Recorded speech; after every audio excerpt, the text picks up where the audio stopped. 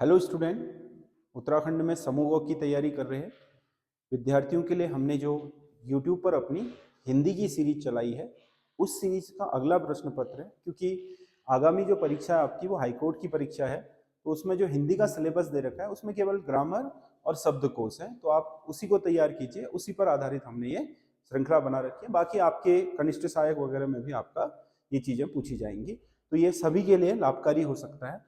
तो इसमें मैं ग्रामर आपको करवा रहा हूँ। अगर आपको इसकी पीडीएफ चाहिए होगी तो हमारे इसी यूट्यूब चैनल के डिस्क्रिप्शन में संजय देव क्लासेस का लिंक पड़ा है, वो हमारा टेलीग्राम चैनल है, वहाँ इसकी पीडीएफ भी मिल जाएगी। तो आप लोग हमारे जो चैनल है उसके साथ बने रहिए, और जो नए लोग हैं वो सब्सक्राइब कर लीजिए ताकि उन्हें स्टडी मटेरियल आपका मिलता रहे। और जो टेस्ट सीरीज है हमारी यूट्यूब पर 100 नंबर की, वो भी हम कनिष्ठ सहायक के लिए चलाने वाले हैं। बाकी कनिष्ठ सहायक के लिए हम एक अपने ऐप एसएस स्टडी ऐप पर बहुत जल्दी आपका एक टेस्ट सीरीज पेड लॉन्च करने वाले हैं। जो पेड खरीदने के इच्छुक होंगे वो वहां से उसको खरीद पाएंगे। तो फिलहाल आप चैनल को सब्सक्राइब करके आप इस क्वेश्चन को सॉल्व करके मुझे बताओ कि आप इसमें कितने क्वेश्चन बना पा रहे हो। पीडीएफ से सॉल्व करके यहाँ इसका मिलान कर लीजिएगा। जब क्रिया असक्तता के अर्थ में प्रकट की जाती है तो वहां होता है असक्तता, मतलब जहां जैसे आपने कहा कि मेरे से चला नहीं जाता, मतलब नहीं चलने के संबंध में, तो यहाँ पर ना तो कर्म की आपकी प्रधानता होती है, ना ही कर्ता की प्रधानता होती है, बल्कि एक क्रिया के न हो पाने का भाव प्रकट होता है। तो ऐसे में भाववाच्य होता है, मतलब जो वॉइस होती है वो भाववाच्य होता है। मतलब active voice, sorry, active voice और पैसिव वॉइस अंग्रेजी में तो दो ही होती है, इसमें तीन होती है, एक्टिव पैसिव और भाववाच्य। तो भाव तब होता है जब क्रिया करने में असक्तता का अर्थ प्रकट किया जाता हो तब। जैसे मुझसे खेला नहीं जाता, मुझसे बैठा नहीं जाता, इस तरीके का जब असक्तता क्रिया में हो तब हो। एकमात्र हिंदी की उपबोली जिसे संविधान की 8वीं अनुसूची में स्थान प्राप्त नहीं। हिंदी की जो 22 मतलब हिंदी की जो आपके 17 उपबोलियां हैं, उनमें से केवल आपका भोजपुरी एक ऐसी बोली है जो बहुत बड़ी होने के बावजूद भी, मतलब बहुत बड़े क्षेत्र द्वारा बोले जाने के बावजूद भी, जिसके पास अपना साहित्य है, सब कुछ है, उसके बावजूद भी इस बोली को भारत के संविधान की 8वीं अनुसूची में जो 22 भाषाएं हैं उसमें स्थान प्राप्त नहीं है। अन्य सभी को है, मैथिली हो, ब्रजभाषा हो, अवधी हो। ऐसे एकल शब्द जो तोड़ने पर प्रायः अपना अर्थ खो देते हैं क्या कहलाते हैं? एकल शब्द, देखो शब्द रचना के आधार पर तीन प्रकार के होते हैं, रूढ़ शब्द, यौगिक शब्द और योग रूढ़। रूढ़ का मतलब होता है ऐसे शब्द जिनके साथ आप कोई भी परिवर्तन नहीं कर सकते हो, तोड़ नहीं सकते उनको। जैसे आपने कहा गाय, तो ये एक रूढ़ शब्द है, इसमें से अगर गा को अलग कर दोगे, यौ को अलग कर दोगे तो ये अर्थहीन हो जाएगा। यौगिक शब्द का मतलब क्या है? जैसे आपने कहा गौ पालक, गौपालक, है ना? तो गाय को पालने वाला हो गया, गौ से गाय हो गया, अलग कर दोगे तो पालक से उसे पालने वाला। तो ये शब्द जो है वो यौगिक शब्द होगा, क्योंकि ये दो शब्दों के योग से बना है। उसे तोड़ोगे भी तो दोनों स्वतंत्र रूप में अपना अर्थ दे रहे होंगे, जबकि रूढ़ शब्द में तोड़ दोगे तो फिर आपका उसका दोनों ही अंश निरर्थक हो जाएंगे, तो वो रूढ़ कहलाता है। ये रूढ़ शब्द होगा। और योग रूढ़ का मतलब है ऐसा शब्द जो बनते समय रूढ़ हो और अर्थ में यौगिक हो जाए, इसीलिए उसे योग रूढ़ कहेंगे। बहुब्रीहि जो समास हो शब्द होते हैं वो अक्सर योग रूढ़ होते हैं। नीचे दिए गए पर्यायवाची शब्दों में कौन सा युग्म एक पर्यायवाची शब्द का सही सुमेलित युग्म नहीं है? हुतासन, अनल, आक्के हैं, ठीक है। चोर, दस्यु, ये आपका चोर का ही हो गया दस्यु। कमल, ताम्रस, ये भी ठीक है। प्रशंसा और प्रारब्ध का मतलब होता है बुरा, प्रशंसा का मतलब होता है अच्छा, तो ये तो विलोमार्थक हो गए, तो यही इसका सही योग में नहीं है। बाकी अगला पांचवा जो क्वेश्चन है, निम्नलिखित विकल्पों में से कौन सा एक सही सुमेलित है? समुद्र में लगने वाली आग, बड़वानल, ठीक है। जंगल में लगने वाली आग, दावानल। पेट में लगने वाली आग, इसको बोलते हैं जठरा अग्नि, विरह अग्नि नहीं बल्कि जठरा, जठरा अग्नि। इसमें केवल एक और दो सही हैं, बाकी तीन सही नहीं है, तो इसका ए सही आंसर होगा। अगला, विशेषण से संबंधित निम्नलिखित कथनों पर विचार कीजिए और कूट से सही विकल्प का चयन कीजिए। हिंदी में विशेषण शब्दों के आगे विभक्ति चिन्ह नहीं लगाया जाता। विभक्ति चिन्ह मतलब कारक चिन्ह नहीं लगता। हिंदी भाषा में जो भी विशेषण होगा उसके बाद आपका कारक चिन्ह नहीं आएगा। जैसे आपने कहा सुंदर गाय, सुंदर सी गाय नहीं आएगा, या सुंदर क्या, सुंदर गाय सीधे आ जाएगा। विशेषण सुंदर हो गया, गाय आपका विशेष्य हो गया। तो इन दोनों के बीच में कारक चिन्ह का प्रयोग नहीं होता हिंदी में, ये बिल्कुल ठीक है।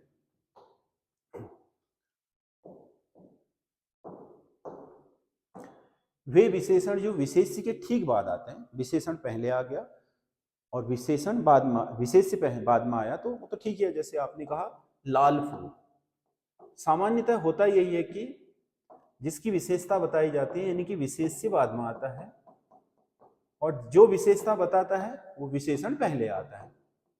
ये सामान्य रूप से ऐसा ही होता है। अगर आप कहो फूल लाल है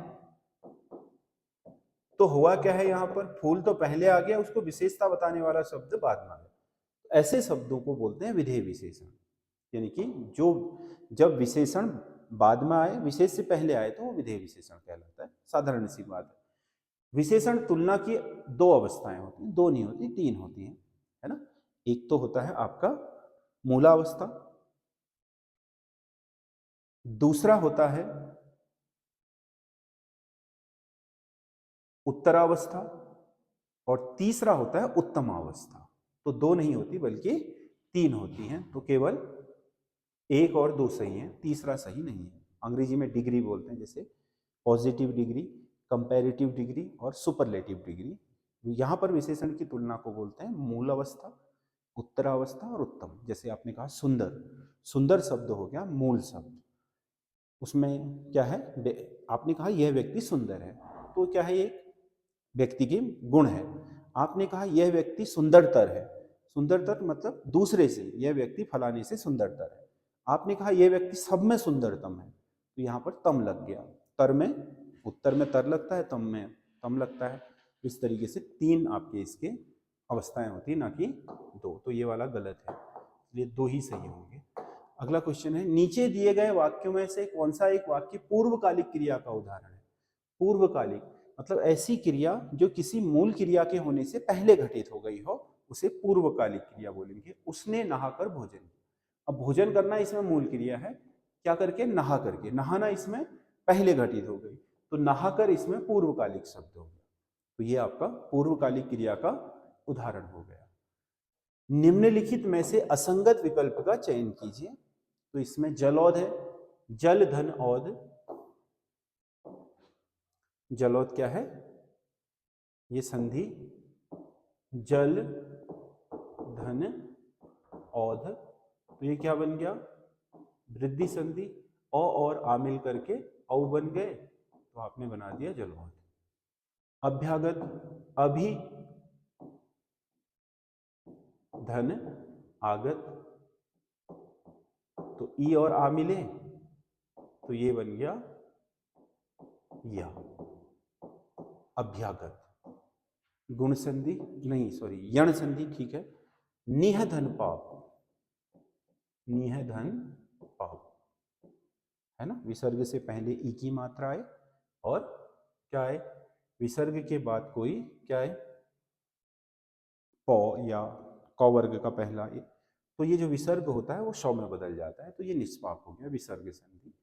अगला नवो उन्मेष, नव धन उन्मेष होना चाहिए, नव धन उन्मेष, ये है इससे संधि। इसका ओ और इसका उ मिलकर के बन गए ओ। क्या बन गए, ओ और उ मिलकर के ओ। तो ये जो आपका क्या है, ओ और उ ओ बने, तो इससे क्या बन गया, नवो। ऐसा होता है गुण संधि में। किसमें होता है, गुण, न कि दीर्घ में। तो इसका डी सही आंसर होगा। अगला क्वेश्चन है, निम्नलिखित में से किस एक विकल्प में सभी महाप्राण व्यंजन है। सभी के सभी महाप्राण है, कह रहा है। महाप्राण देखो, स्पर्शी व्यंजनों के पांचों वर्गों के दूसरे और चौथे स्थान के वर्ण महाप्राण होते हैं। पहले, तीसरे और पांचवें स्थान के वर्ण अल्प प्राण होते हैं। जैसे क में कम ताकत लगेगी, ख में ज्यादा लगेगी। चौ में कम लगेगी, छ में ज़्यादा लगेगी। तो इसमें देखो ख दूसरा, छ दूसरा, ठ दूसरा, थ दूसरा और फ दूसरा। तो पांचों वर्गों के, पांचों वर्णों के दूसरे दूसरे स्थान के हैं, तो सभी महाप्राण हैं।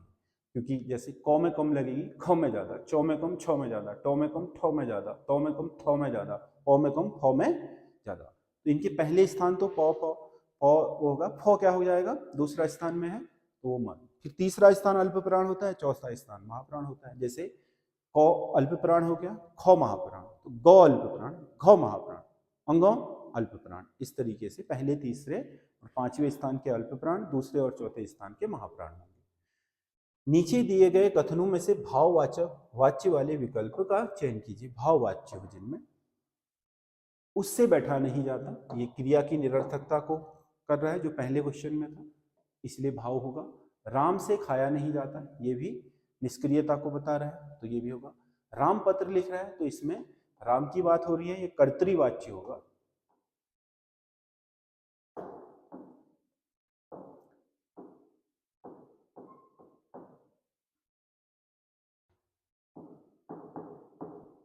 कर्तृवाच्य है ना। और सीता पुस्तक पढ़ती है, तो इसमें भी सीता प्रमुख है। पुस्तक को सीता पढ़ती है कहते, तो ये क्या हो जाता, कर्मवाच्य, ये भी आपका कर्तृवाच्य। तो इसमें से पहले और दूसरे में भाववाच्य है, बाकी 3 और 4 में कर्तृवाच्य है। 1955 में पहला साहित्य अकादमी पुरस्कार किसे दिया गया था, तो ये दिया गया था माखनलाल चतुर्वेदी को। माखनलाल चतुर्वेदी को हेम तरंगणी के लिए, ये पहला साहित्य अकादमी था। निम्नलिखित में से किस वर्ण का उच्चारण स्थल कंठ तालु है, कंठ तालु, ह का तो केवल क्या है, एक्चुअल में ह स्पर्शी है ही नहीं, ह का जो उच्चारण स्थल होता है वो होता है आपका अंत्यस्थ, अंत्यस्थ नहीं, ऊष्म, सॉरी, ह किस में होता है, ऊष्म में। लेकिन फिर भी अगर हम ह बोलेंगे तो क्या होता है, तालु में थोड़ा जोर पड़ता है। लेकिन आई बोलेंगे तो अ ई, पहले गले में जोर पड़ रहा है, फिर तालु में भी अ ई, तो ये कंठ तालव्य हो गया। बाकी ओ आपका क्या है, ओ आपका ओष्ठ है, और छ आपका मूर्धन्य है, तो इसमें बी सही आंसर होगा।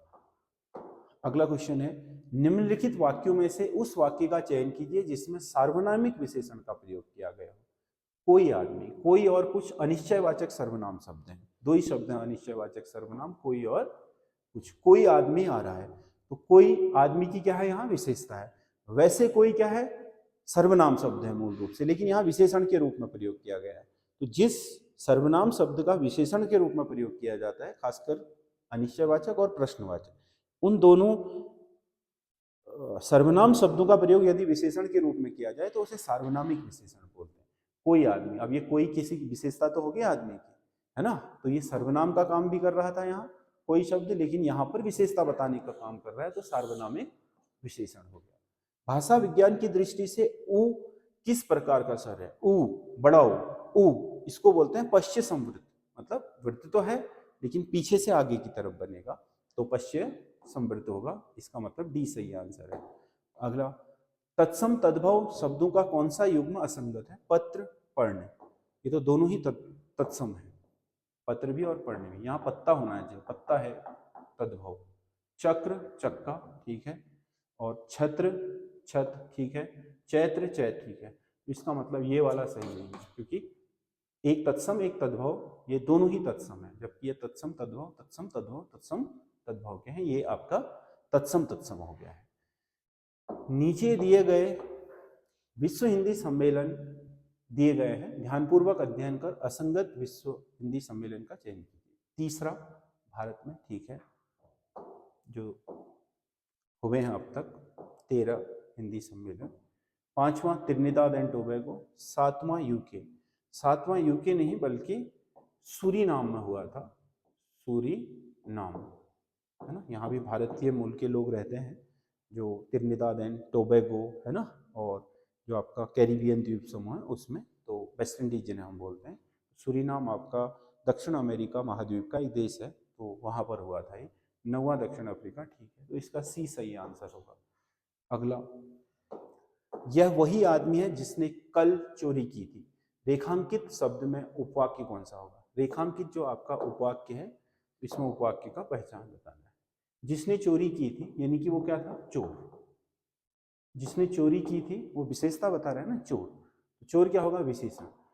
तो उपवाक्य में जिसकी प्रधानता होती है, संज्ञा की प्रधानता होगी तो संज्ञा उपवाक्य, विशेषण होगा तो विशेषण उपवाक्य। जिसने चोरी की थी वो क्या बता रहा है? विशेषण बता, विशेषता बता रहा है ना उस व्यक्ति की, उसने चोरी की थी, है ना।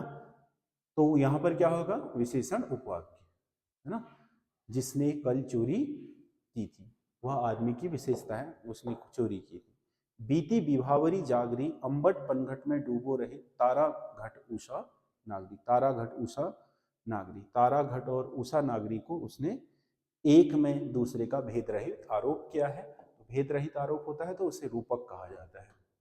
अगर भेद प्रकट करने के लिए वाचक शब्द होते हैं, तारा घट उषा सी नागरी कहता तो वो उपमा हो जाता, क्योंकि वहां पर वाचक चिन्ह भी आ जाता। वाचक चिन्ह नहीं है तो तुलना बहुत प्रगाढ़ हो जाती है। आप कहते हो कि वो चंद्रमा जैसा है, वो चंद्रमा है। अब वो चंद्रमा जैसा है कहने में कुछ सिमिलैरिटी होंगी, मतलब समानताएं होंगी। चंद्रमा है कह दिया तो यानी कि उसी के समान है, इसका मतलब क्या हो गया? वो चंद्रमा जैसा है उपमा, वो चंद्रमा है कह दिया है तो रूपक। इतना अंतर होता है, इसमें रूपक होगा। हिंदी का पहला मौलिक उपन्यास किसे माना जाता है? हिंदी का पहला मौलिक उपन्यास था परीक्षा गुरु। परीक्षा गुरु, इसका ये सही याद। शुद्ध वर्तनी का वर्तनी है, संग्रहित गलत है, हित होना चाहिए, बड़ी। और मैथिली नहीं होता, मैथिली होता है, मैथिली। रच, रच यता नहीं होता है, रचयिता होता है। और सिंदूर, ठीक है, तो इसका डी सही आंसर होगा।